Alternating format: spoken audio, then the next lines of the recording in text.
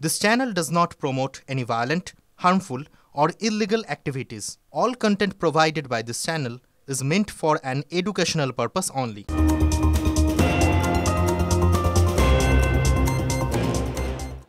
এদিকে oxygen cylinder ফেটে গুরুতর জখম দুজন। সিলিন্ডার ফেটে হাত পা উড়ে গেল দুজনের। একবার ছবি আপনাদেরকে দেখাবো। বিগওয়ালে পিসিআর বীরভূমের ছবি। গাড়ি থেকে যখন নামানো হচ্ছিল তখনই বিস্ফোরণ ঘটে। আমরা আপনাদেরকে সেই ছবি দেখাচ্ছি এবং বিস্ফোরণের অভিঘাত চারটিখানি নয়, অনেকটাই। হিমাদ্রি আমাদের সঙ্গে রয়েছেন টেলিফোনে, আমাদের সহকর্মী। হিমাদ্রি, ডিটেল দাও।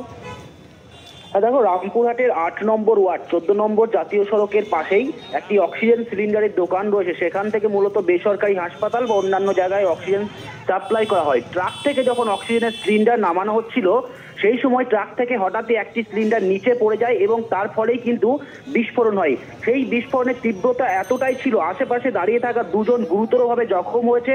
একজনের হাত এবং একজনের পা সম্পূর্ণভাবে উড়ে গিয়েছে এবং এমনকি ১৪ নম্বর জাতীয় সড়কে প্রায় ৫০ ফুট দূরে গিয়ে সে হাত এবং পা সেখান থেকে ছড়িয়ে পড়ে এবং স্থানীয় বাসিন্দারা তারা আতঙ্কিত হয়ে পড়ে। পরবর্তী ক্ষেত্রে তারা বুঝতে পারে যে গ্যাস সিলিন্ডারে বিস্ফোরণ হয়েছে এবং তারা তাদেরকে উদ্ধার করে খবর দেওয়া হয় পুলিশকে। রামপুরহাট মেডিকেল কলেজে তাদেরকে ভর্তি করা হয়েছে।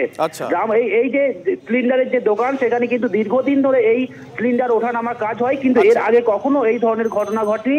এই ঘটনা ঘটাতে স্বাভাবিকভাবে আতঙ্কিত সেখানকার ব্যবসায়ীরা। ধন্যবাদ। বাস স্ট্যান্ড থেকে আসছিলাম, তখন দেখলাম এত ধোঁয়া, তখন এসে দেখছি যে এরকম অ্যাক্সিডেন্ট হয়েছে। এটা মোস্ট প্রবাবলি আপনার যে অক্সিজেনের কোনো লিকেজ থাকতে পারে বা কোনো কিছু ফ্যাক্টরি থেকে লোড করে এসছে।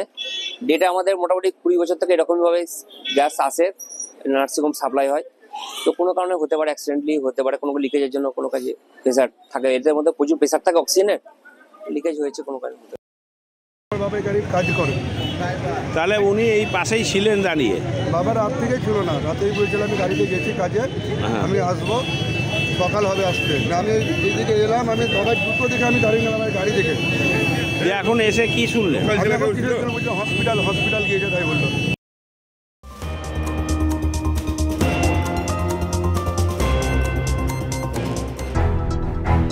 আবারও এসে গেল টিভি9 বাংলা ঘরের বায়োস্কোপ অ্যাওয়ার্ড। সেরা বাছাইয়ে শামিল আপনিও। বাংলা সিরিয়ালে প্রধান চরিত্রে আপনার পছন্দের সেরা পুরুষ অভিনেতাকে?